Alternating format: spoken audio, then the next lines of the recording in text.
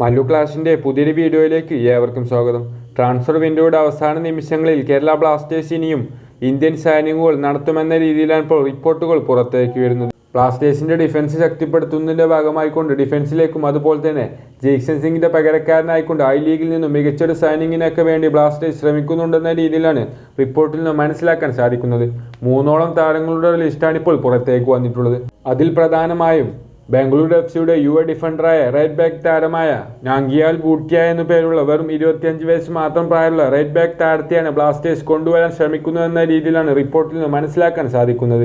ഏതായാലും ബ്ലാസ്റ്റേഴ്സിന്റെ ഈ ഒരു നീക്കവുമായി ബന്ധപ്പെട്ടുള്ള നിങ്ങളുടെ അഭിപ്രായങ്ങളൊക്കെ തീർച്ചയായിട്ടും കമന്റായി അറിയിക്കുക. അതോടൊപ്പം തന്നെ ജയ്സൺ സിംഗിന്റെ പകരക്കാരനായിക്കൊണ്ട് സെൻട്രൽ മിഡ്ഫീൽഡർ റോളിൽ കളിക്കുന്ന ഐ ലീഗ് ടീമായ ഷില്ലോൺ ലജോങ്ങിന്റെ താരമായ ഹാർഡി നോങ്കിനെയും ബ്ലാസ്റ്റേഴ്സ് ഇത്തരത്തിൽ ട്രാൻസ്ഫർ വിൻഡോയുടെ അവസാന നിമിഷം ബ്ലാസ്റ്റേഴ്സിന്റെ മഞ്ഞക്കുപ്പായത്തിലേക്ക് എത്തിക്കാനുള്ള നീക്കത്തിലാണെന്ന രീതിയിൽ മനസ്സിലാക്കാൻ സാധിക്കുന്നുണ്ട്.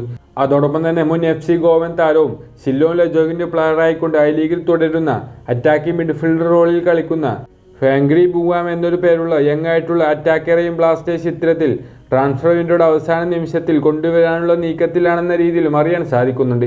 ഏതായാലും ട്രാൻസ്ഫർ വിൻഡോയുടെ അവസാന നിമിഷമായതുകൊണ്ട് തന്നെ എന്തും സംഭവിക്കാം. ഈ 3 താരങ്ങളുടെ ലിസ്റ്റാണ് ഇപ്പോൾ പുറത്തേക്ക് വന്നിട്ടുള്ളത്. ഏതായാലും നിങ്ങളുടെ അഭിപ്രായങ്ങളും എക്സ്പെക്റ്റേഷനൊക്കെ കമന്റ് രൂപത്തിൽ അറിയിക്കുക. ചാനൽ ഇഷ്ടപ്പെടുകയാണെങ്കിൽ സബ്സ്ക്രൈബ് ചെയ്ത് വെക്കാനും മറക്കരുത്. മറ്റൊരു വീഡിയോയുമായി നമുക്ക് വീണ്ടും കാണാം.